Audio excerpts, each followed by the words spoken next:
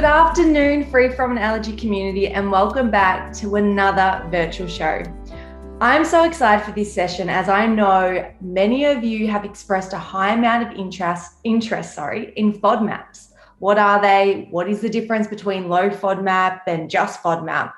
How do you cook for someone following a low FODMAP diet? And is it easy to make a low FODMAP dish? That is why we've put together this session of a bit of a Q&A. So in this session, I'm joined by Monash dietitian Dakota Rhys Jones.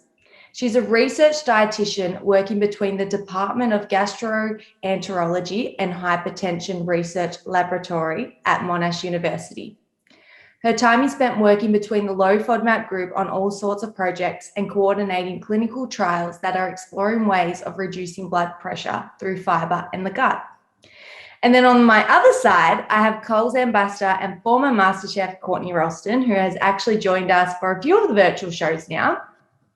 She first rose to fame after finishing as a finalist in Series 2 of MasterChef Australia 2010, joining Monash and MasterChef now together. Between 2011 and 2020, Courtney worked as the head chef for the Sydney Swans AFL team, cooking for the players and working closely with the team dietitian to create wholesome meals for over 80 players and support staff. For over a decade, Courtney has proudly represented Coles supermarkets as an ambassador, which involves participating in various events such as our virtual shows, media appearances and catering jobs scattered all over Australia.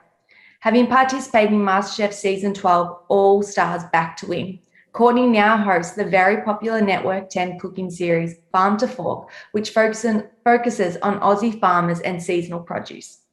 Thank you, ladies, for both joining me today and talking all things FODMAP.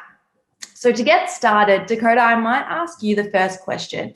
And would you be able to explain exactly what FODMAP is and why do some refer to it being a low FODMAP diet and then just following a FODMAP diet? Yeah, no worries. Well, hi, everyone, and thank you so much for having me today. So I guess, first of all, just a little kind of background about the diet. So it's a bit of a mouthful, but FODMAP stands for fermentable oligodisaccharides, monosaccharides, and polyols. And basically the term describes a group of small chain carbohydrates that are either poorly absorbed or malabsorbed in people with irritable bowel syndrome, causing them symptoms like bloating, abdominal pain, gas, diarrhea.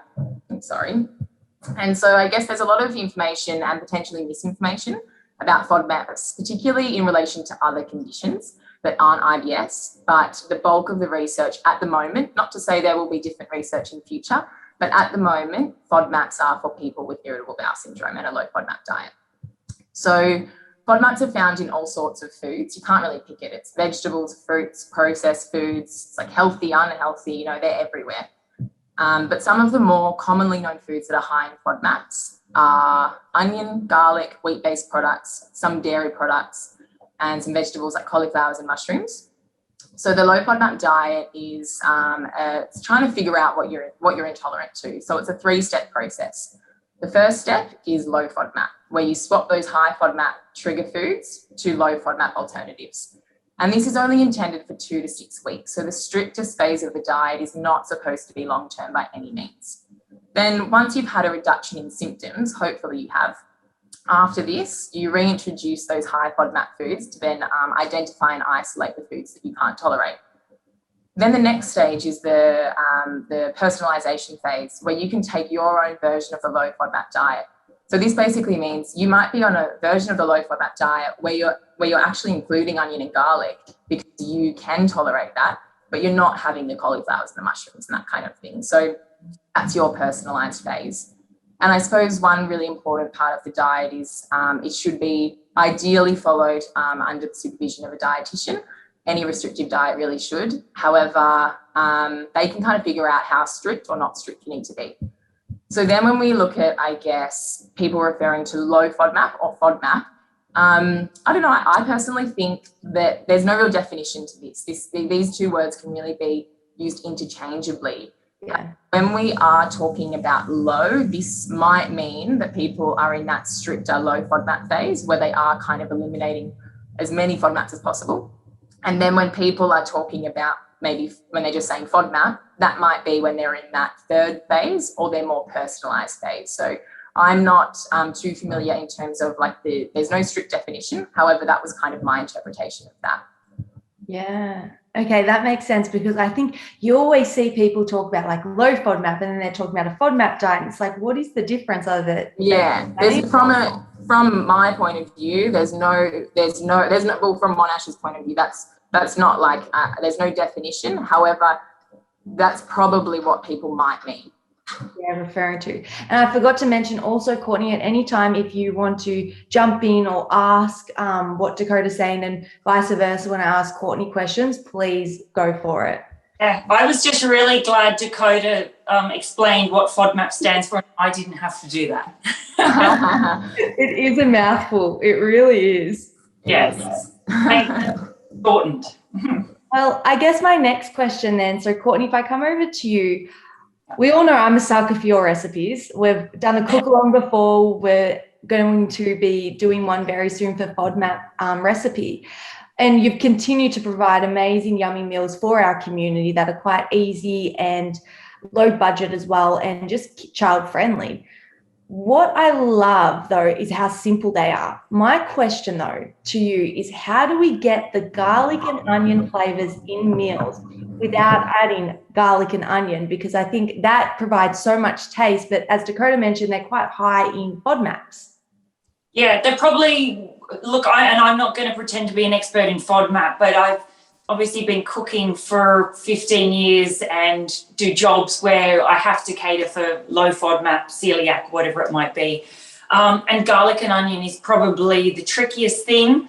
On our cooking show, I reckon 90% of the recipes start with olive oil in a pan with garlic and onion. And it's, so I get it. Those flavors are in lots of things, every casserole, pizza sauce, soups, pasta recipes start with those two things. For me, I think, and a lot of people that are already on the FODMAP diet would already know about the infused oils. So there's a couple of different brands, not spruiking anyone's in particular, but I know Cobram have the extra virgin olive oils that are onion and garlic infused. So I know in small amounts. These are really good, and anyone that's used these oils, they're really quite pungent. A little bit goes a long way, and you get that onion and garlic flavour into your meals where you would usually have to put oil anyway. It also cuts out a step instead of having to dice onion and garlic. These are really good. If quick dinner, this goes in, it saves 2 other ingredients. I've also seen, and I think going back to what Dakota said, the FODMAP diet is very personal. Some people can have things, they're on different stages or phases with it. I know that like the green tops of leeks, the green tops of spring onions, and even chives I've seen pop up in a lot of recipes, but I'm sure that's probably quite personal as to how people react to those things. But so the white parts of the leek and the white parts of shallots apparently are very high in FODMAP and you don't want to go near them. But from the research I've done, I think people that are in that phase where they can reintroduce things like the very tops of green spring onions could go into, say, a dish at the end to give some flavour. But yeah, I think the infused oils is the way to go. And also looking, if you can't put garlic and onion in things like ginger, fresh curry leaves, galangal, there's lots of fresh products that can go into the beginning of recipes to give lots of flavour without relying on onion and garlic all the time. Yeah, perfect. That's a really, really good point, because I was going to ask Dakota, do you find that people, and I guess what Courtney said, it's quite personal, some people react to the garlic infused oils, or usually, like, generally as a whole, they're not too bad? Yeah, no. So basically, I guess the kind of science behind it is, so the FODMAPs that are in garlic and onion, they are called fructans, and they are water soluble. So say if you put them in a stock or soup or something like that, they leach out into that liquid. So then when you drink that stock and you drink that, you're getting, even if you were to take the clove out, you would still get some of those FODMAPs. But then when you have a fat source, so something like the oil, you can stick your garlic clove in there and you're still getting those flavours. But those fructans, they're water soluble, not fat soluble. So that means they can't come out into the fat. So that's what's so good. And as you said, Courtney, they are pungent. Like I use it at home. It smells incredible. Like it brings some amazing aromas to the kitchen. And so you're still getting that flavour, but you are absolutely not getting those FODMAPs. So they are a really safe source of a really low FODMAP food. And then, as Courtney mentioned, the greens of the leeks and spring onions are low FODMAP too. So no matter what phase people are at, they can include those on the diet. And I find the greens of spring onions are a really nice garnish too, just to kind of bring some colour. But yeah, as Courtney said as well, ginger, I always use ginger in my low FODMAP cooking. It's a great flavour to kind of, I guess, replace, but not necessarily replace, just add extra flavour, because some people kind of assume that low FODMAP's boring, but I think that it doesn't need to be. Yeah, perfect. Well, I guess going on from that, can you include small amounts of foods that contain FODMAPs in meals? Example, a stew with onion and garlic and a salad with sugar snap peas, or usually no? Yeah, and I guess, yeah, it's a good question. It's also a tricky one because, as we kind of keep saying, that it is dependent on the individual, what stage of the low FODMAP diet they're at, what their sensitivities are. So the really annoying thing about onion and garlic is that even very small amounts can make a meal high FODMAP. But if that person isn't intolerant to them, then sure, go for it. You know what I mean? Like I said with the mushrooms and the cauliflower, it might be that they can't have those ones, but they can have the onion and garlic. But yeah, the annoying thing about those typically high FODMAP foods like sugar snap peas as well, very small portions are high FODMAP. But I think sometimes, some of the confusion can come around the foods that are actually high FODMAP but only at large serve sizes. So like say for example, like cabbage or something, in our app that has a safe serve, then a moderate serve, then a high serve. And so people kind of, when they go on this low FODMAP diet, they can think that they can't have just everything, they've got to exclude so much, but you definitely can have foods that do have FODMAPs but at higher serve sizes, if that makes sense. So while it may be challenging to have a stew with onion and garlic or a salad with sugar snap peas, you can definitely have, other meals that provide combinations of foods that have FODMAPs at higher serve sizes, if that makes sense.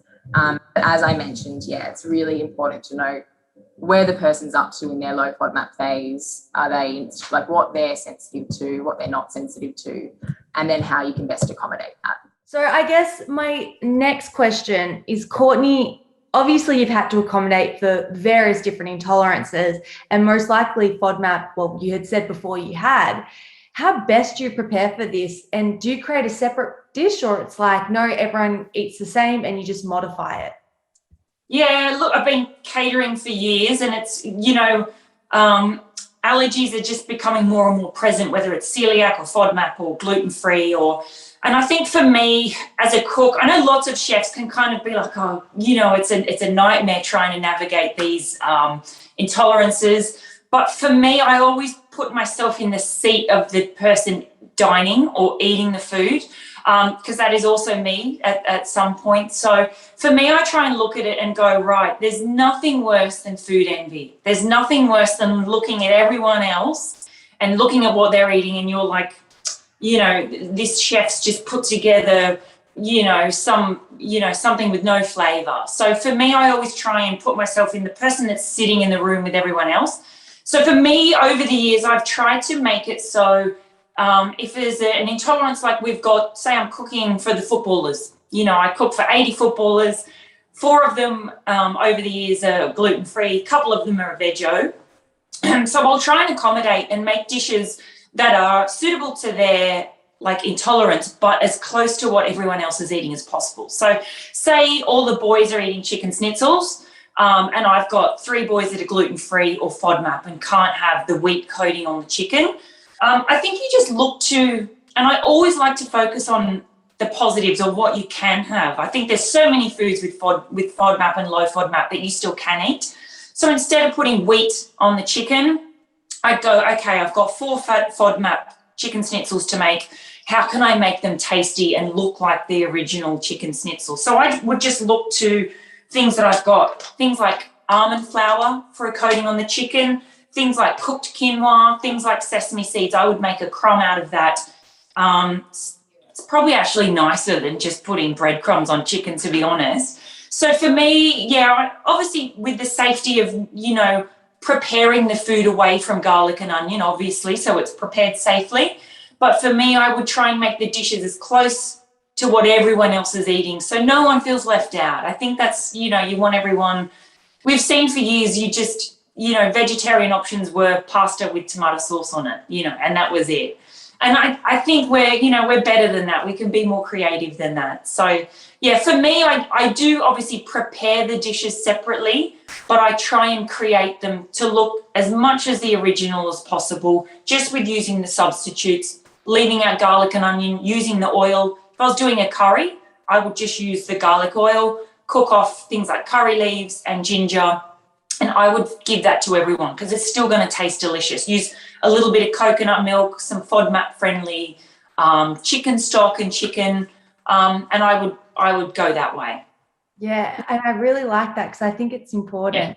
Yeah. It's like when you're a kid and you see someone else get something and you're like, but I want that. Or even when I'm out at restaurants, I will be sitting, and that's why I love sharing food, so you can just taste everything, because then you'll be on the table and you see food. Like, I get major food envy. I'm looking at the person next to me, I'm like, I want their dish, I don't want mine. Yeah. I think, like Dakota was saying before, I think it's human nature. As soon as we're told you can't eat this, this, this, and this, it's really easy to spiral into negative thoughts on it and be like, I can't eat all this stuff. And that's what people end up craving because they were told they couldn't eat it. Whereas I think if you go on a positive line and like, all this stuff in front of me is FODMAP-friendly veg, and as long as you know the portions, there's so many things you can have, pastas, curries. As Dakota said, it doesn't have to be boring. You've just got to get the clever little substitutes to get the flavour into the food. Yeah, and now it's super easy to know like the different portions you can have, because with the Monash FODMAP app, it's right there. Like, everyone is always on their phone. We look at recipes on our phone. It's super easy just to look at the ingredient list and then just check off with the app to be like, is this high in FODMAP? What's the dosage, etc. And work with the dietitian too. Yeah, it's very easy. Yeah. I guess my next question then over to you, Dakota. If your guest has IBS, does this mean you need to create a low FODMAP dish for them? Is there something else you need to do as well? I guess this kind of follows on really nicely from Courtney's answers before. And I think that, what you're saying, Courtney, is really thoughtful, like putting yourself in somebody else's shoes and making sure that they feel comfortable, because there is nothing worse than being the person that eats, as you said, the pasta. But probably most importantly, I would just ask them. That's the most important thing to find out, because you might start Googling things, look at all these food lists, look at all these foods that they can't apparently have, and get really overwhelmed, particularly if you're somebody who doesn't have IBS, or if you're somebody who's not familiar with a low FODMAP diet. You might see lists and lists of foods that somebody apparently can't have, when really their main trigger foods are, just the sugar snap peas or the mushrooms or something like that, which is easy to avoid. So I think most importantly, ask them what they're intolerant to, ask them what they can't have. And, sometimes people can kind of be a little bit like less restrictive sometimes. That's important too. Like, the whole point of the diet is to be as long-term, as minimally restrictive as we can. Our whole point is only strict for small amount of time, to then make sure later on you're as liberal as you can be. Obviously avoiding your trigger foods though, and avoiding debilitating symptoms, because we know that people with IBS do have a decreased quality of life and that kind of thing when they experience those symptoms. Probably some other kind of suggestions though, I suppose, is the kind of party or dinner party or whatever you're having. If it is something like a dinner party where people are bringing a plate, then that person who has IBS can feel secure in the fact that they are bringing something that they know they can eat. And that might bring them that might ease their kind of nerves a little bit. Some other things, are you can have some low FODMAP sourdough breads and that kind of thing, just to kind of have on the table to kind of make sure people are actually eating something that will fill them. oh, having something like, grains like rice and quinoa and that kind of thing that can bulk up a meal, so that the person's still getting full, because lots of the time people who aren't too sure about low FODMAP can say they're starving and, they're hungry, but there definitely are ways to make sure that people are full and satisfied while following a low FODMAP diet. And then I guess, lots of people, there is a small percentage of people that have super, super sensitive tummies and will not be able to tolerate lots of, that can't tolerate lots of FODMAPs. However, most people following a low FODMAP diet, it might only be 1 or 2 FODMAPs. So everyone has their own variation. And I suppose not everyone is super duper duper sensitive to absolutely everything. So that's why asking is really important, because hopefully you can kind of work within their variation of the low FODMAP diet. That makes sense.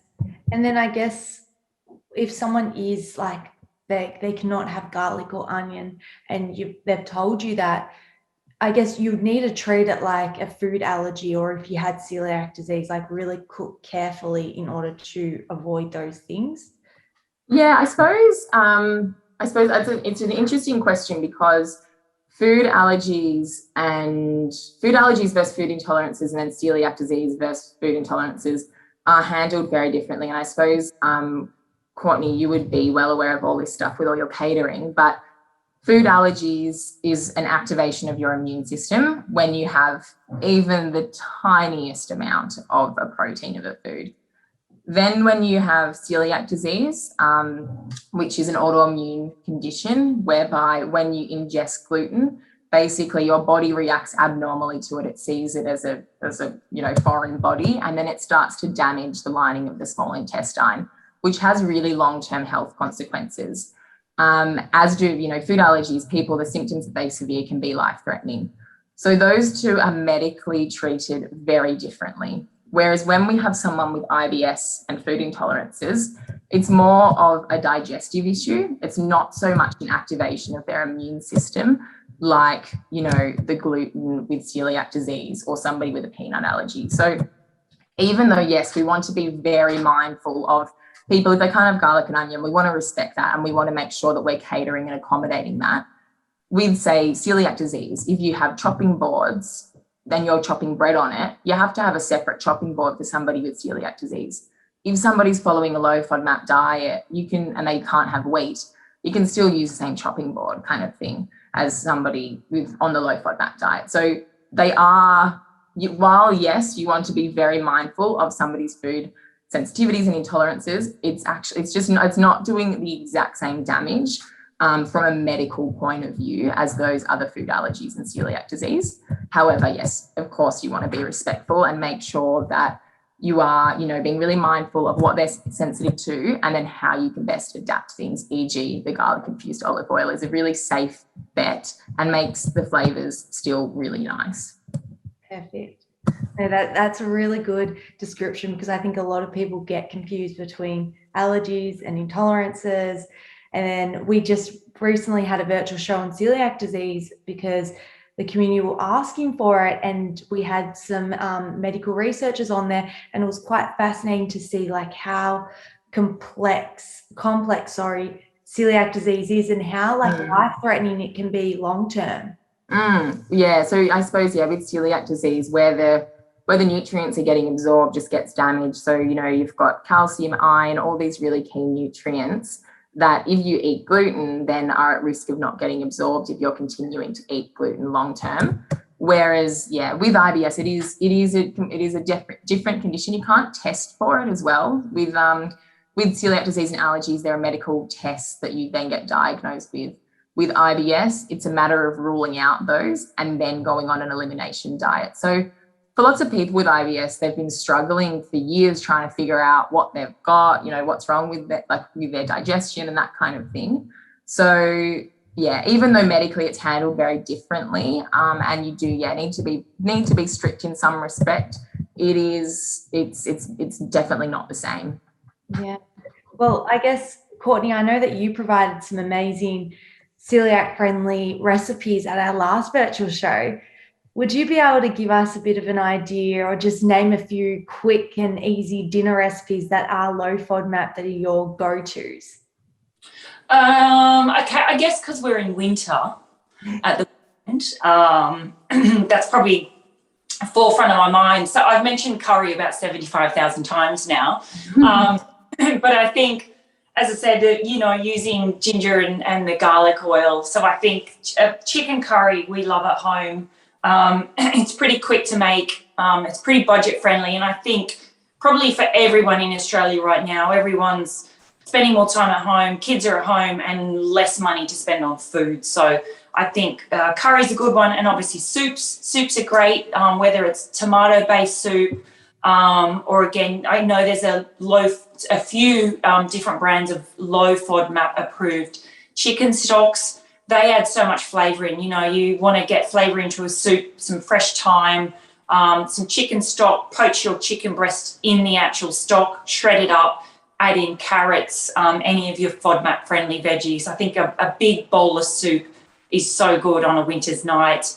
What else? Things like risottos can be made with using quinoa, whether it's the quinoa flakes or the whole quinoa seeds. So we've mentioned the garlic oil a million times. Put that in a pan, whether it's chicken risotto or a bit of a pumpkin risotto. Cook off your quinoa in that, little bit of Parmesan cheese or feta cheese on the top. Lots of proteins, whether you want to grill a piece of salmon on there. There's so many options with FODMAP. Potatoes are great, whether you want a rustic smashed potato with a nice piece of grilled salmon on it. I said all these veggies here.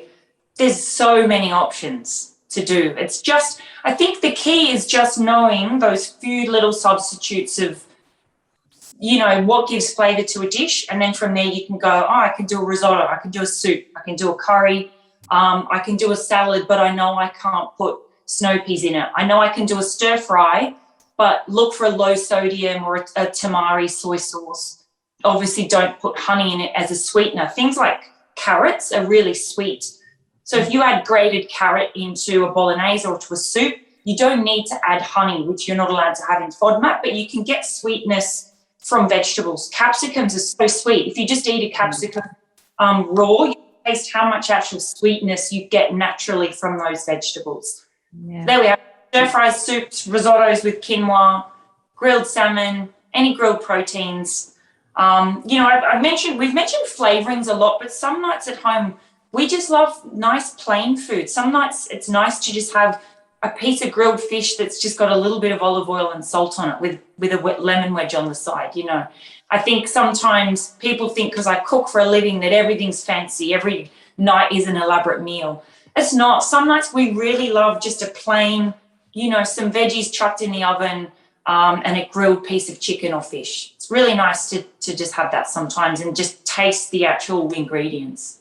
Yeah, and I think sometimes we overcomplicate it. Like we feel pressured that we need to include all these spices and sauces, yeah. But sometimes just keeping it really simple. Like I know my nonna, she's always like, let's just keep it simple. You don't need too many spices, just simple's perfect. Olive oil, great. Salt and pepper, perfect. It is. If you've got a nice fresh piece of fish or a piece of chicken breast, oil and salt, and you just grill it.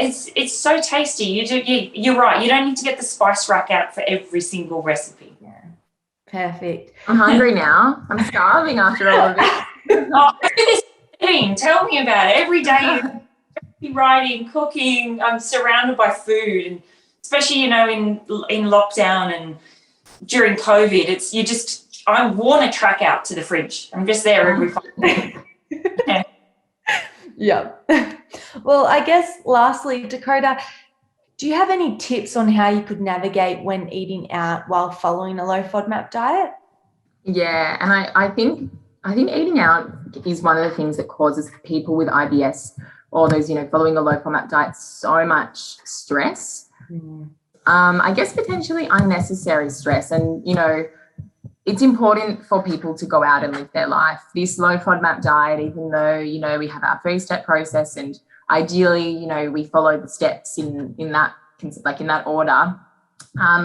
going out is really important. Living your life is important. Socializing is important. And stress is a trigger for people with IBS. And so to try and make an eating out experience as enjoyable as possible and as minimally stressful as possible will do these people with IBS overall better in the long term. So it's important, while stressful, to learn how to eat out and how to enjoy it. So yeah, I think another thing is eating out won't undo all the damage. Even if there is a little bit of symptoms the next day, it's not going to do all of the hard work. So a few kind of tips. I would firstly kind of, it's important to be confident on the day. So these kind of tips will hopefully bring some confidence to these people. So I would have a look at the restaurants you're going to. Some people might already have, a couple up their sleeve that they know that they can go back to, and they know the waiters. I know when I worked in hospitality, we'd have kind of repeat people coming back because they knew that they would be safely fed at, getting their meals that they knew would be tolerated well. However, when you kind of look online, you can go on those restaurant review, like the apps and the websites.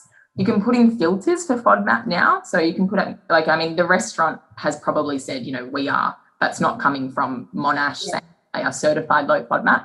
The restaurant's probably said it. But you can put on filters and you can search low FODMAP in the reviews. And then you can, see whether people have had positive or negative experiences at that restaurant, which, brings you more confidence on the day to know, okay, I'm feeling better about going to this restaurant now. It's not too much of a question mark. I would also think about the cuisine that you're going for. Something like Indian might bring a little bit more stress just because of the unknowns in the curries and the sauces.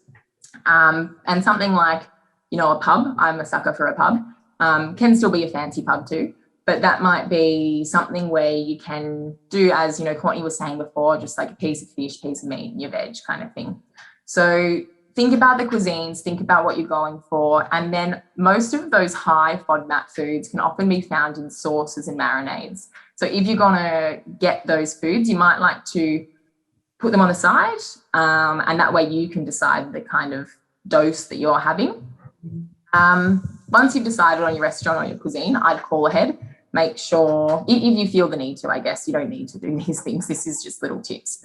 But you can call ahead, ask them, make sure you feel comfortable, let them know you're coming in, and that way they have time to prepare. Then if it is, if you are going to a dinner that day, you might like to be kind of a little bit more careful with what you eat and just kind of, eat your normal foods. And that way, that you haven't had, any kind of hidden FODMAPs in your day. And if they come in the night, that's okay. Once you're there, I just communicate with the waiters really clearly, make sure that they know that you are that person who called them that day. And, you might seem like you're being fussy, but it's fair enough. You don't want to have debilitating pain the next day. So make sure they know who you are, make sure they know the foods that you can't have, but also remember to enjoy yourself. Going out and enjoying a meal with friends is one of, the greatest pleasures in life, I think. So if you do, you might have some hidden FODMAPs. There might be something in that dish or that meal that does cause you symptoms the next day. And it's all a learning game. That's what the whole process is about. You learn, and then the next time you learn from that kind of thing. So if you do experience a little bit of bloating the next day, bloating is actually quite normal. It means that even farting's normal, gas is normal. It means that our gut is doing what it's supposed to do. So if you're experiencing little things like that the next day, I wouldn't worry about it. However, if you are experiencing more severe symptoms, I guess that's a shame. However, learn from that and then, I guess, figure out how you can do that differently next time. Yeah, I think there's some really good tips, Courtney. Day, by the sounds of it, if you're experimenting. Either of you have questions for one another? I've asked so many questions. Do either of you have any particular ones? I think my question is, when can I come over for dinner, Courtney? As soon as we're allowed visitors again, come on over. I've got a lot I could learn from you, I think, Dakota. Yeah, you can learn from each other. Yeah, catering's probably, the trickiest thing for catering is making food that people like and making suitable food for people, as you mentioned, going out for a meal and just food in general. Obviously, I cook for a living and I love it, but it is just one of life's pleasures, eating nice food. And that's why I think it's so good. There's nothing worse.